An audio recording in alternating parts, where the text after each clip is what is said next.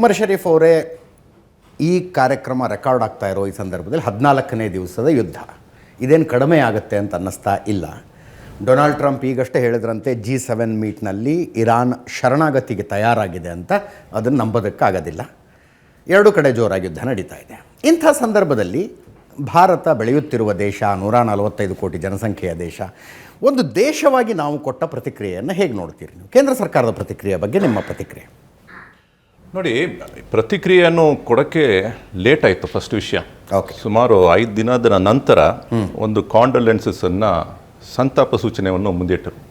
So ಅದು ಕೆಲವರಿಗೆ ಏನನ್ಸುತ್ತು, ಇವರು ಯಾರ ಪರವಾಗಿದ್ದಾರೆ ಅಂತ ಒಂದು ಸಂಶಯ ಉಂಟಾಯಿತು.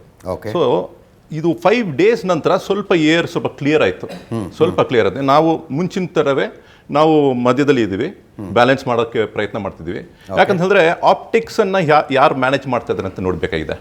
3 ಡೇಸ್ ಮುಂಚಿತವಾಗಿ ನಮ್ಮ ಪ್ರಧಾನಿ ಬಂದು ನೇತನ್ಯಾಹುವನ್ನ ಮೀಟ್ ಮಾಡಿದ ನಂತರ ದಾಳಿ ಆಗಿರುವಾಗ ಸೊ ಏನ್ ಮೆಸೇಜ್ ಕೊಡ್ತೀವಿ, ನಾವು ನಿಮ್ಮ ಜೊತೆಗೆ ಇದ್ದೀವಿ ಅಂತ ಒಂದು ಮೆಸೇಜ್ ಬಂದು, ನೀವು ಮಾತಾಡದೆ ಒಂದು ಮೆಸೇಜ್ ಆಪ್ಟಿಕ್ಸ್ ನಲ್ಲಿ ಹೋಗ್ತಿದೆ. ಸೊ ಅದನ್ನ ದೂರಪಡಿಸಕ್ಕೆ ಒಂದು 5 ದಿನ ಕಾಲ ಆಯ್ತು ಅವ್ರಿಗೆ. ಆಲ್ಮೋಸ್ಟ್ ಒಂದು ವಾರದ ನಂತರ ಆಯ್ತು. ಸೊ ಅದು ಒಂದು ಫ್ರೆಶ್ ಏರ್ ಸಿಗ್ತಿದೆ ಇವಾಗ. ಇದರ ಪರಿಣಾಮ ಏನಾಗುತ್ತೆ ಅಂದ್ರೆ, ಇರಾನ್ ಕೂಡ ನಮ್ಮನ್ನ ಹೇಗೆ ನೋಡ್ತಾರೆ ಅಂದ್ರೆ, ಇಲ್ಲಪ್ಪ ನಾವು ಇವ್ರ ಜೊತೆಗೆ ಏನು ನಮ್ಮ ಸಂಬಂಧವನ್ನು ಕೆಡಿಸಬಾರದು ಅಂತ ಆ ಒಂದು ನಿರ್ಧಾರಕ್ಕೆ ಅವ್ರು ಬರ್ತಾರೆ.